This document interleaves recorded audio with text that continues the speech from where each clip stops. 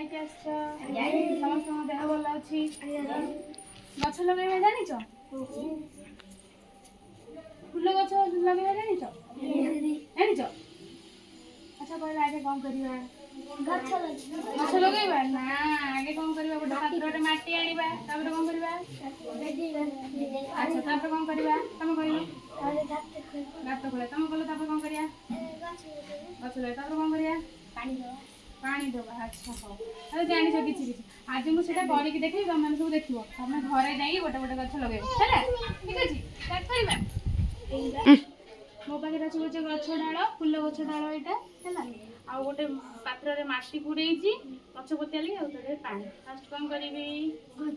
ଗଛଟାକୁ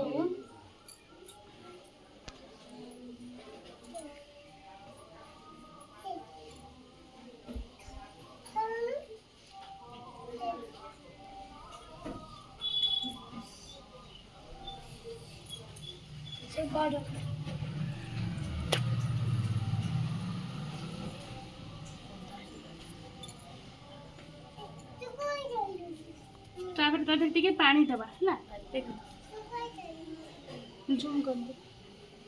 ପାଣି କ'ଣ କରିବା ଏମିତି ଢାଳିକି ଦେବାନି ଏମିତି ଛିଞ୍ଚିଲା ଭଳିଆ ଟିକେ ଟିକେ ଦେବା ହେଲା ଏଇଭଳିଆ ତା ଦେହରେ ଦେଖ ଏଇଭଳିଆ ଟିକେ ତାକୁ ପାଣି ଟିକେ ଟିକେ ଦେଇଦେବା ହେଲା ତାପରେ ପୁଣି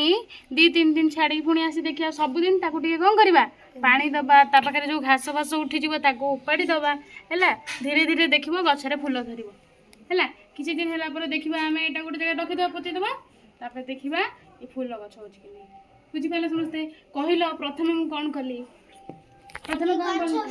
ଆଗେ ଗଛ ପୋତା ହେଇଛି କ'ଣ କରିବା ତାପରେ